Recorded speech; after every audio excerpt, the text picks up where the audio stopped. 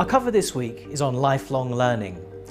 And we chose that subject because it gets at one of the really big problems of our age right now, which is what to do about all those people who feel left behind, the angry people who voted for Brexit, who voted for Donald Trump, and who may well vote for the populist parties in European elections this year. The thing that's causing the need for people to gain new skills all the way through their lives is mostly technology. Technological change is changing the workplace for everybody. And because people live and work for such a long time now, the idea that you can get everything you need at the beginning and that'll see you through to the end of your career and your retirement, that really is an idea of the past. Now, everybody is vulnerable to this. This is happening across the board, and in the future it'll happen to more and more workers. There'll be very few areas that are totally safe. But the people who are most at risk are manual workers and people who aren't well educated at the moment. One of the ways of dealing with this, of dealing with inequality, is therefore to educate people. It's one of the great inspirations of the 19th century and the Industrial Revolution was the introduction of universal education.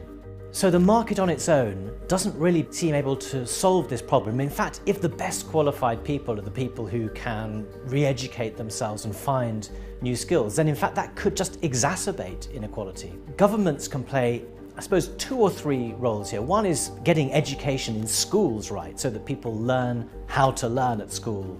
They learn the habit of learning that can stay with them throughout their lives. But then there's a really crucial thing, which is getting people to learn all the way through their careers, to learn as they earn. Time for school, and it's no surprise that many of us are determined to study smarter instead of longer. But which study tips and tricks actually work scientifically and can help you get those perfect grades? First up, research shows that study sessions are most effective in small, short chunks. Instead of cramming in a 10-hour study session, it's much more effective to spread it out into 20, 30-minute sessions over a few weeks.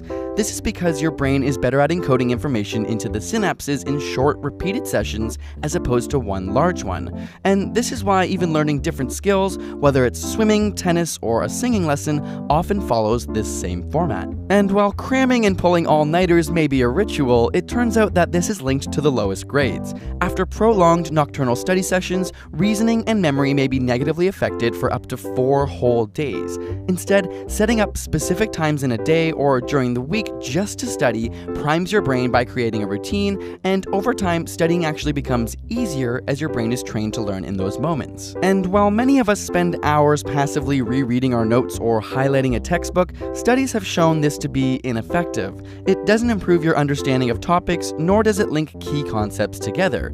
It can even be detrimental as it draws your attention to less important information. Flashcards, on the other hand, are proven to be excellent memory reinforcement tools, whether during your scheduled study times or during off times like a bus ride home. It also helps to have a specific goal for each study session. Instead of aimlessly studying, pick one aspect you'll focus on, whether it's balancing chemical equations or learning how to conjugate French verbs. If you can't explain it simply, then you don't understand it well enough. In studies where individuals were asked to learn a passage and then half were told that they would be tested on the material while the other half were told they would have to teach it to other students, participants expecting to teach it did much better at understanding the main points. When you're expecting to teach, your brain organizes the information in a more logical, coherent structure. Of course, practice, practice, practice. Not only do practice tests put your brain in the environment, but even if you make mistakes, they help identify gaps in your knowledge. Practice tests have also been shown to increase confidence, thereby leading to better performance. So, where should you be studying? Research shows that having a designated sacred spot for study that's well equipped with every tool you might need is best. Just like setting times, this primes your brain for studying. Have an awesome study playlist?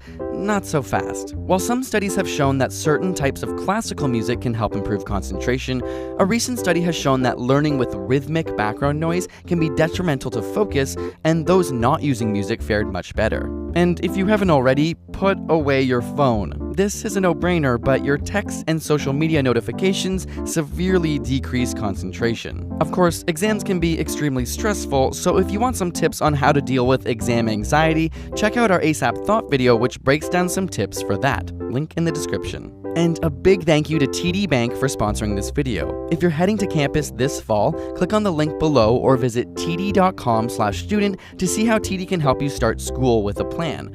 We know how tough it can be getting buried in books and bills, and TD has some great solutions for you. Be sure to check it out.